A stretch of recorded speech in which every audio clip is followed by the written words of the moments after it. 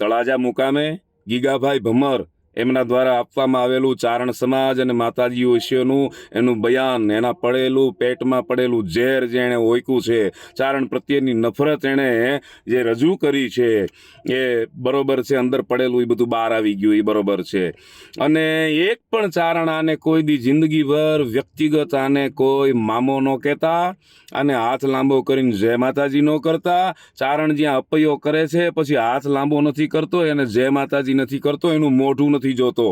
જિંદગીભર એ જ્યાં સુધી જીવે ત્યાં સુધી એને ચારણના એક પણ મંદિરમાં ન આવવું, માતાજીના દેવસ્થાનમાં ન આવવું. માતાજી ચારણની દીકરીઓ કેવી છે ને એના વિશે બધું એણે જે બયાન આપ્યું છે, ચારણની દીકરીને શું કહેવાય એ પણ એને ખ્યાલ નથી, એને ખબર નથી. સમગ્ર આહિર સમાજને કાયમ બધા રૂડા લગાડે છે ચારણો, અને ચારણોને એટલા જ આહિર સમાજ આદર આપે છે, માન આપે છે. દેવાયત બોદરના દીકરા ઉગા બોદરનું જે અમર બલિદાન છે, ઇતિહાસ જાણ્યા વિના એના ઉપર એને સવાલ ઉઠાવ્યો છે. આહિર સમાજે આ વાતની નોંધ લેવી જોઈએ. શું આ બલિદાન નહોતું આપવું જોઈતું? આની નોંધ આહિર સમાજે લેવી જરૂરી છે. અને સમગ્ર આહિર સમાજને અમને બધાને આપને ખબર છે ખૂબ આદર આપે છે. પણ આ વ્યક્તિની વાત છે, એક પણ મોકળિયાણીમાં એના કુળદેવી છે, એના મંદિરમાં પણ એ કોઈ દી ન જાય. જે ચારણ કોઈ દી એની ગયા નહીં હોય અને ગયા હોય ને 2 રૂપિયા પણ લીધા હોય ને, આના માથા ઉપર, આના મોઢા ઉપર મારી આવજો, 2 રૂપિયાનો ઘા કરી આવજો, અને જિંદગીભર આને જય માતાજી હાથ લાંબો ન કરતા.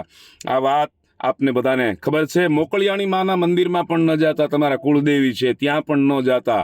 અને સમગ્ર ચારણ સમાજને આમાં ખૂબ એમાં દુઃખ લાગ્યું છે, એનો રોષ છે.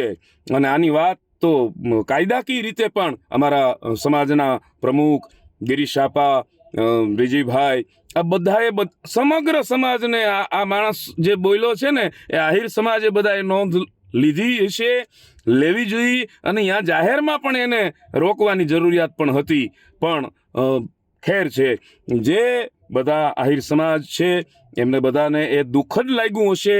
પણ આ વાત અતિ ગંભીર અને અતિ ખરાબ એ માણસે વાત કરી છે, અને એની કોઈ જરૂર, અમે તેનું ઓળખતાય નથી. આ તો આ ક્યાંથી આવ્યા, ક્યાં એને કોને માયક આપ્યું, એને બોલવા કોણે દીધું? લોહો ખોદી ચમક પાણ પાનંગ વખ પરા, અમૃત ખાધે ને ઉતરે ઈ ચારણ લોહી બરા. જય માતાજી.